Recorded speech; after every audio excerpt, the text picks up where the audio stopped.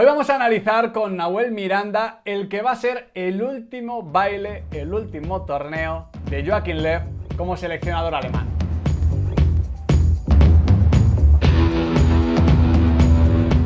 Muy buenas chicos y chicas, ¿qué tal estamos? Bienvenidos de nuevo a Diario de un Periodista Deportivo. Hoy se vuelve a pasar por el canal para ir haciendo un poquito la previa de esta Eurocopa 2021 mi panita Nahuel Miranda. ¿Qué tal, Nahuel?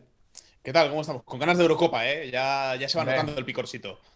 te diré y te contaré, vamos con 11 meses de retraso, 11 meses y medio de retraso, así que imagínate si hay ganas. Evidentemente tenemos que hablar de la selección alemana en este punto y del último gran torneo de Joachim Löw. Joachim Löw, el legado que deja es impresionante, sobre todo a nivel de resultados. Luego también está el legado estilístico, el legado sensorial, pero simplemente vamos a ir a los grandes torneos de su Alemania. 2008, de manera sorprendente, subcampeona. Y porque Luis Aragonés se cruzó en el destino de España. 2010, semifinales y vuelta a ser eliminada por Carles Puyol en este caso. 2012, semifinales. 2014, evidentemente campeona con aquel gol de Mario Götze ante Argentina. 2016, semifinales. 2018, aquí sí, caída en fase de grupos absolutamente histórica. Esta es más bien la excepción que confirma la regla, ¿no? Que confirma la norma. Es un ciclo brutal, Nahuel Miranda, pero es verdad que este año 2020 ya parecía el momento idóneo, porque lo de 2018 en ese momento pudo parecer un accidente, pero todo lo que ha pasado en estos 3 últimos años no ha sido demasiado beneficioso, no ha seguido la dinámica en la que parecía que estaba sumergida Alemania, que parecía que iba a dominar básicamente el fútbol mundial en los siguientes 5 o 10 años. Sí, totalmente, totalmente. Ya en 2018 hubo bastantes dudas en torno a la figura de Sí. Joachim Löw, que ya también un poco por rebajar tensiones ya hacía público hace ya varias semanas que no Sí. va a seguir. Y creo que es una decisión natural, es un paso lógico, es una etapa larguísima. Creo que ¿Es una Joachim Löw. decisión suya, puramente suya, Nahuel? Sí, yo creo que sí. Yo creo que en ese sentido la federación, que además también tiene sus propios problemas internos, Sí. pero sobre todo la figura de Oliver Bierhoff, que es el director deportivo, lo que vendría a ser Fernando Hierro en España, lo es Bierhoff para Alemania, tiene mucha confianza en él, la relación no, es muy buena y, bueno, se le ha dejado a Joachim Löw tomar la decisión cuando él considerara oportuno. Ya se le dio el voto de confianza después de Rusia. Habría que ver qué podría pasar si Alemania, por ejemplo, cae en octavos de final en la Eurocopa en este caso, pero Claro. bueno, él no se ha querido poner en ese lugar, él ha querido dejar una buena imagen. Ha dejado también, hablábamos el otro día de los entrenadores alemanes, Löw también es de alguna forma el primer exponente de esa nueva forma de Sí. entender el fútbol base en Alemania. Y también ha dejado una gran herencia, entre ellos Hansi Flick, que es el técnico que tiene todas las papeletas para sucederle en el puesto, ha sido su ayudante en la propia selección. Entonces, yo creo que una figura como Löw, creo que es el técnico de selecciones con más partidos junto con el maestro Claro. Tavares, están ahí los dos, y son técnicos que ya cuando llegan a esas alturas tienen el beneficio de elegir Hombre. cuándo dar un paso atrás, y Löw ha tenido muy claro que este va a ser, como decías tú, su último baile. Absolutamente lógico y qué bueno que me metas al maestrico Tavares por aquí tirando un poquito de Había que barrer patria. para casa. Hombre, hombre, hombre, y que maestro Tavares, perdóname, es uruguayo, pero es de todos los futboleros, ¿eh? Es Sí, un sí, sí. tipo absolutamente top. Dentro de este proceso, claro, llegamos a la Eurocopa 2021. A ver, Alemania puede llegar todo lo mal que tú quieras. Pasó en 2008, que se cuela en una final y porque llega Fernando Torres y le come la tostada a Philipp Lahm. Y llega Luis Aragonés, por supuesto, diciendo que ese rubio se encabrona como él solo. El caso es, ¿cómo se ve Alemania de cara a esta Eurocopa? Se la considera, vamos a hablar de 3 tiers, ¿no? Porque más abajo no puede bajar, ni aunque venga el equipo de favoritos, se les considera candidatos, digamos que favoritos puede haber 2, candidatos puede haber 4 o 5, o se les considera outsiders. Yo creo que Alemania, la gente en general lo considera candidata. Al final, Vale. bueno, Alemania estamos hablando de unas grandes potencias del fútbol de selecciones. Es cierto que no llega en su mejor momento, que viene, por ejemplo, el último parón de perder con Macedonia del Norte en la Claro. clasificación para el Mundial. Y el Eh, anterior contra sí, España, y el, de y el aquella sexto manera. contra España, claro. Es un momento muy raro. Y la sensación, bueno, también en la Liga de Naciones el equipo estuvo muy Sí. mal. Nunca se ha terminado de reponer del batacazo de 2018, eso es la realidad con Alemania. Pero al final la plantilla y yo creo que junto con Portugal, Francia e Inglaterra, podemos decir que igual Alemania es la cuarta mejor plantilla del torneo. Ahora analizaremos la convocatoria y cómo se ha dado. Pero al final Alemania tiene futbolistas como para poder rendir, más con la vuelta de Müller y de Mats Hummels. Pero Alemania se considera candidata, ya digo que favorita, está muy lejos de serlo. Y sobre todo por un matiz, Miguel, porque es esa fase de grupos tan complicada que tiene, ¿no? Claro, es con que Portugal y justo con lo que te Francia iba a en el grupo. decir. Es Claro. justo lo que te iba a decir. Francia, Portugal y encima el último partido es ante Hungría, que esto es un absoluto marrón, porque en estos torneos cortos lo más importante es comenzar con una victoria. Alemania puede ganar, por supuesto, en el primer partido, pero digamos que tiene uno de los rivales más complicados. Encima, si juegas en el último partido ante Hungría y vamos a decir que a portugueses y franceses les vale el empate para quedar primeros y segundos, Claro. pues Alemania se queda esperando ser una de las mejores terceras. Que ojo, Portugal se clasificó así hace 5 años y terminó ganando la Eurocopa con un gol de Eder. O sea, en el fútbol todo es posible. Pero digamos que si ya viene con dudas, si la regeneración o la recomposición de ese equipo de 2014 no ha sido la idónea y te toca este grupo, pues es que el riesgo de irte a las primeras de cambio de nuevo en un gran torneo está ahí, está claramente ahí. De hecho, si me dices, Nahuel, quiénes son los favoritos para pasar, te digo claramente Portugal y Francia porque me parecen encima los grandes favoritos para ganar la Eurocopa. Sí, totalmente, totalmente. Y es que, bueno, incluso en el caso de pasar como mejor tercero, claro, tocaría un enfrentamiento contra Claro. un primero de grupo que, Italia, España, selecciones potentes, la propia Inglaterra, que también para mí es una de las Bélgica. grandes favoritas. Entonces, claro, no se ve a Alemania con esa madurez, ¿no? Por el momento de forma. Luego, ya sabemos cómo son estos torneos, que al final Sí. tienes en 2 semanas a 4 o 5 futbolistas claves enchufados y Eso puedes es. hacer cualquier cosa. Pero partiendo de la base, ya con las convocatorias ya conocidas y demás, se cree que Alemania tiene buenos mimbres. Por ejemplo, a mi modo de ver, tiene el mejor centro del campo del torneo, posiblemente. Hombre, pero hombre. como grupo le faltan muchas cosas. Y yo creo que buena prueba de ello es que uno coge la alineación titular de Alemania y Manuel Neuer es indiscutible, Toni Kroos es indiscutible, Kimmich va a ser titular sí o sí, pero no tenemos claro dónde. Y luego, por lo demás, quizá Gosens, figuras más Gnabry, secundarias, a lo pero no mejor. tenemos muy claro el 11. Sí, exactamente. Luego vamos a ir a ello. Has comentado tú el tema del regreso de Hummels y de Müller. Bueno, yo creo que hay que separarlos un poquito, ¿no? Porque no están en el mismo punto, pero al final, juntos, ¿pueden significar su regreso el fallo del proceso? Es decir, Müller a este nivel tiene que ir con Alemania sí o también y tiene que ser titular, porque es que está a un nivel escandaloso. Pero también es verdad que cuando se marcha Müller está bajo, cuando Joachim Löw deja de contar con Hummels está bajo, y hay muchos centrales, hay muchos atacantes que da la sensación de que están creciendo y que necesitan pista de despegue. Lo que pasa es que esa pista de despegue no ha sido tal. Y de hecho tú me mencionabas antes de iniciar este vídeo, off the record, el hecho de aquella convocatoria para la Confederación es una convocatoria B en la que juegan muchos futbolistas que pueden terminar dando el salto a la Mansaf de un nivel muy alto y que al final, pues no.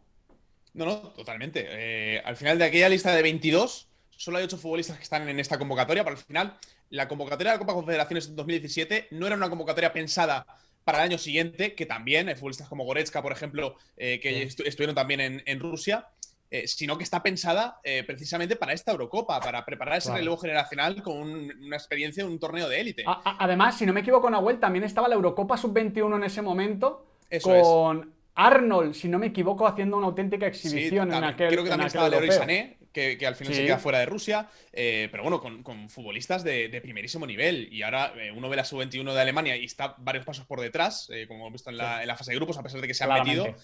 Y bueno, al final el problema es que de esa generación, por ejemplo, el capitán es Julian Draxler, que acaba de renovar con el Paris Saint-Germain, que parece que tiene un poquito más de protagonismo con Pochettino, pero que se ha quedado lejísimos del futbolista que todos creíamos que iba a ser. El Draxler era la bandera de este proyecto. Pero también futbolistas como Julian Brandt, que nadie ha protestado porque se haya quedado fuera después de su mala temporada en Dortmund. Más Jugadores como Meyer, Jonathan Tah. Arnold. Eso es, no sé, jugadores, Sebastián Rudi, por ejemplo, que justo ese verano llega al Bayern y se ha quedado varios pasos por detrás. Mustafi, por ejemplo, que venía también de un gran momento. Al final, Demirbay, al final. Sí, que ahora son futbolistas. Ahora son futbolistas que quizás suenan a poco, pero que en ese momento dices, joder, me sube 2 niveles y ya es titular en Alemania. No, totalmente, totalmente. Y al final esa generación pues ha quedado en poco más que Matthias Ginter, que es un futbolista al final muy contextual para la selección, gente como Timo Werner y poco más. Kimmich, por supuesto, pero es que ni siquiera Ter Stegen ha podido entrar. Uno de los futbolistas de esa generación que va a estar en esta Eurocopa es uno de los veteranos de aquel grupo, como es Emre Can, que ha entrado por los pelos también. Entonces, digamos que esa generación que estaba llamada a liderar a Alemania en la Eurocopa en 2020 no ha llegado. La mayoría de ellos han quedado por el camino. Pues vamos a analizar línea por línea esta convocatoria de forma rápida. En portería, Neuer iba a ser titular. En otro momento yo creo que no tenía sentido, pero Neuer desde el año pasado recupera su mejor nivel. Nos puede gustar más o menos que Ter Stegen, pero ya están en una dimensión parecida. Y en dimensiones parecidas, Neuer iba a ser titular por un tema de jerarquía. Sí, totalmente. De hecho, después de charlar con Joachim Löw y ver que no va a ser titular en la Eurocopa tampoco, claro, Ter Stegen decide operarse. Es lógico. No tenía sentido esperar ir a la Eurocopa para ser suplente. Claro. Van a estar Leno y Kevin Trapp como competencia. Ninguno de los dos ha tenido un año especialmente bueno. Sí.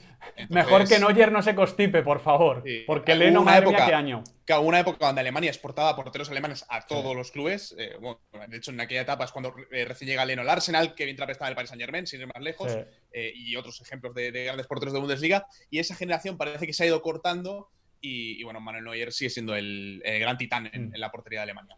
No, y con Ter Stegen nunca vas a tener problema. O sea, le quedan 10 años a Ter Stegen y que no haya segundas o terceras opciones, digamos que importa menos que en otras posiciones. Sí que hay dudas en defensa, porque claro, Antonio Rüdiger va a llegar con la flechita para arriba, esa me parece una noticia fantástica para Joachim Löw, pero está por ver quién le acompaña, no sé si Mats Hummels es la idea.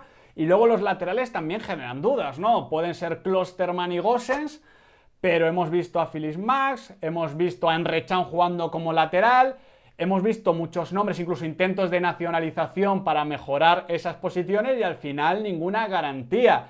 Y al final esa línea defensiva es la que en parte te hace irte para casa en 2018, porque Alemania tiene muchos problemas, pero la transición defensiva en aquella Copa del Mundo fue un auténtico caos. Y en esta puede pasar lo mismo, solo hay que ver España que tiene problemas para marcarle un gol a Emiratos Árabes Unidos y va y le marca 6 a Alemania. Sí, así es. Claro, aquí empiezan los problemas partiendo de la base del esquema. Tenemos la sensación todos de que al menos de partida va a partir con defensa de 3. Al final sí. Claro, yo creo que sí. Al final por la convocatoria... Es que como ha ido cambiando, ha ido probando diferentes opciones... También es cierto que despista un poco la convocatoria al ser de 26. Recordemos que van 26 a la Eurocopa, pero solo se pueden convocar 23 por partido. Entonces, y si va con 3 centrales, ¿Kimmich atrás o como lateral derecho? No, es que claro, ahí entra la duda, porque ahora veremos arriba los problemas que tiene Alemania, que tiene varios futbolistas de un nivel notable, pero no tiene ningún futbolista sobresaliente, ¿no? Al margen de lo que pueda pasar con Müller. Entonces, claro, hay bastantes alternativas. Yo creo que Rüdiger va a ser indiscutible, creo que es el único indiscutible en la zaga. Y luego habrá que ver quién la acompaña. Por ejemplo, el caso de Klostermann también lo hemos visto alguna vez en defensa de 3. Claro. De hecho, un Rüdiger, Hummels casi de líbero, que no importa tanto la velocidad, Klostermann como central derecho, suena bien, Gosens en izquierda y Joshua Kimmich en derecha, ya que tienes en el centro del campo a Toni Kroos, a Goretzka y a Gundogan. A mí no me parecería una mala solución. Es que esa es otra, es que Klostermann no tiene suplente. A Ginter lo hemos visto de lateral derecho alguna vez, por ejemplo, pero yo creo que es algo un poco más raro. En la izquierda sí que parecen las cosas más claras. Después del intento de nacionalizar sin éxito a Borna Sosa, el futbolista croata del Stuttgart, va Gosens, que parece un titular indiscutible, y como segunda opción hay un futbolista que lo ha hecho muy bien este año en Alemania, como es el caso de Günther, el lateral y capitán del Friburgo, y yo creo que el centro de la zaga le va a dar más dolor de cabeza a Joachim Löw, porque al final tiene una plantilla muy orientada a jugar con 3 centrales, pero tan solo Rüdiger y quizá también el buen momento de Hummels le dan esa sensación de tranquilidad al seleccionador a día de hoy. Claro, es que te decía lo de Joshua Kimmich porque, bueno, al final el centro del campo, yo sí que creo que el centro del campo de Alemania es el mejor. O sea, Francia ahí flojea un poco, Portugal tiene opciones, pero bueno, algunas de esas opciones son Danilo Pereira y William Carvalho. Claro. España llega con muchos jugadores con la flechita para abajo. Inglaterra está por formarse y tampoco creo que la línea del centro del campo sea la más potente, más allá de que Mason Mount, bueno, está a un nivel escandaloso, pero claro, Kimmich, mejor centrocampista de Alemania. Kroos, mejor centrocampista de la Liga. Gundogan, pues si no es el mejor centrocampista de la Premier League esta temporada, cerca ha estado. León Goretzka. Yo creo que si retrasas a Kimmich y lo utilizas en otra pieza, aunque le estés infrautilizando, porque le estás infrautilizando, puedes mejorar de nivel, ya que si tienes a Toni Kroos, igual no dependes tanto de tener a Joshua Kimmich y le puedes utilizar en otras labores. Para mí es una putada para Joshua, porque no está para perder el centro del campo. Pero bueno, sí, viendo la plantilla que hay, me parece un movimiento lógico. No, es que totalmente. Aquí yo creo que va a entrar el factor diferencial para desentrañar lo que quiere Löw, es qué va a pasar con la figura de Müller. ¿Qué va a hacer con él? Si lo quiere de media punta, si lo quiere en una doble punta arriba, ya veremos con quién. Claro, es que hemos estado viendo a Gnabry de falso 9. Claro, es que ese es el tema. La convocatoria alemana no tiene 9 como tal. Lo más parecido es Kevin Volland, que ahora lo analizaremos, pero claro, en función de dónde juegue Müller va a haber más o menos plazas para el centro del campo. Claro. Pero es lo que tú dices. Al final, todo lo que nos va a potenciar, que tienes a Kimmich, que tienes a Kroos, que tienes a Gundogan, que tienes a Goretzka en muy buen estado de forma, yo creo que complica un poco el encaje de bolillos en el equipo. Tiene pinta de que Kimmich puede acabar jugando de manera circunstancial en la banda, también porque Klostermann no tiene reemplazo como carrilero derecho. Pero bueno, yo quiero ver qué es lo que piensa Löw, y yo creo que es la pregunta del millón. ¿Qué piensa hacer Löw con Müller, que ha ido, lo mismo en rueda de prensa, que tanto el caso de Hummels como el caso de Müller van a la selección porque el equipo necesita rendimiento inmediato y que han visto que toda esta transición está yendo mucho más lento de lo que esperaban y necesitan gente que vaya directamente al once titular para sacar los partidos adelante. Claro, la idea con un futbolista tan particular como Müller es ver cómo se le encuentra encaje en una selección muy indefinida como es esta Alemania. Claro, es que yo en el 5-3-2 que te estaba proponiendo, ya que parece este esquema el que tira, o por el que más tira el Löw, por lo que me has comentado, si haces ese centro del campo, vamos a decir, con Kroos de medio centro, con Gundogan de interior izquierdo, Goretzka de interior derecho, ahí tienes a dos llegadores de escándalo, y sitúas luego por delante a Müller y Gnabry, que al final te van a abandonar la zona, pues tienes a llegadores, tienes a futbolistas que están muy bien en la frontal. Gnabry, a mí me parece... Tú has dicho antes que tiene muy buenos jugadores, como muy buenos, pero ningún crack. A mí Gnabry sí que ya me parece algo cercano a un crack. Evidentemente sí, no es Kevin De Bruyne, evidentemente no es Cristiano Ronaldo, evidentemente no es Kylian Mbappé.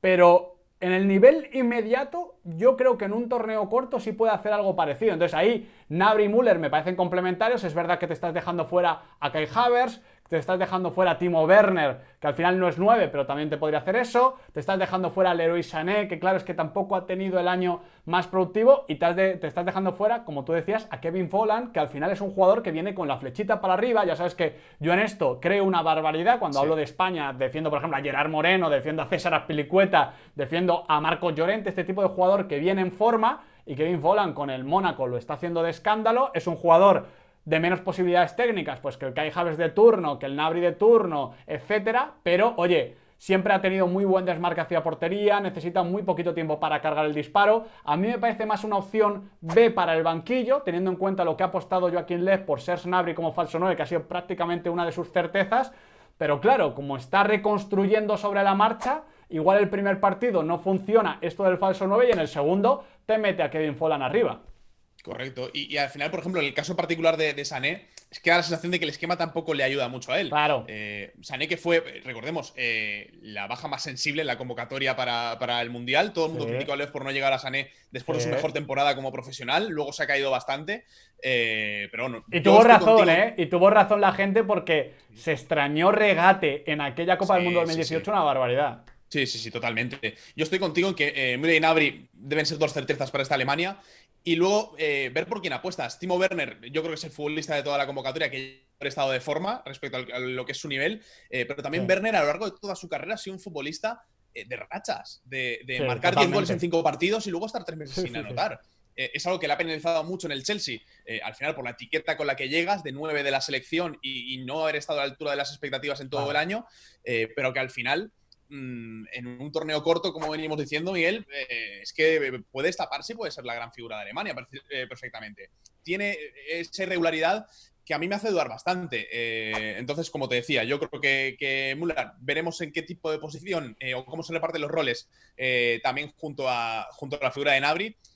Y luego también tiene mucho potencial para complementarlos. El caso de Bolan como revulsivo, incluso igual meter un centrocampista más y apostar por una figura como Musiala en alguna segunda parte, que la ha desatascado muchos partidos al Bayern esta temporada.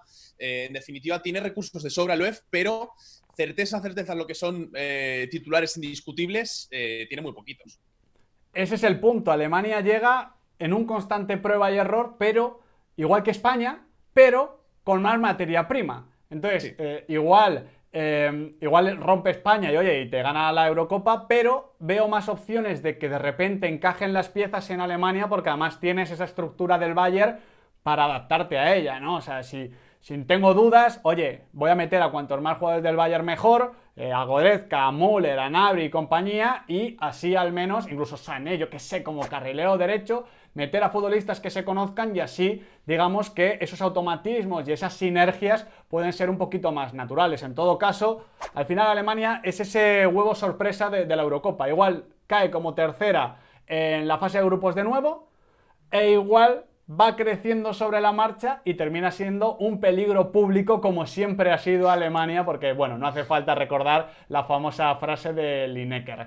Con esto acabamos, quería repasar su convocatoria y su proceso. Nahuel Miranda, ha sido un auténtico placer conocer tu visión y desde luego la información que llega desde Berlín. A ver cuánto acertamos, ¿no? Después de la Eurocopa pasaremos factura, Miguel, un abrazo grande. Nos pasarán factura a nosotros, eso seguro. Sí, correcto. Bueno, chicos, espero que os haya gustado. Ahora os pregunto a vosotros, ¿dónde veis que va a quedar Alemania? Fase de grupos, octavos, cuartos, semifinales, campeona. Mojaros con un pronóstico aquí debajo en la cajita de comentarios y no os olvidéis de darle like, suscribiros y activar la campanita, porque aquí en Diario de un Periodista Deportivo el fútbol nunca se acaba.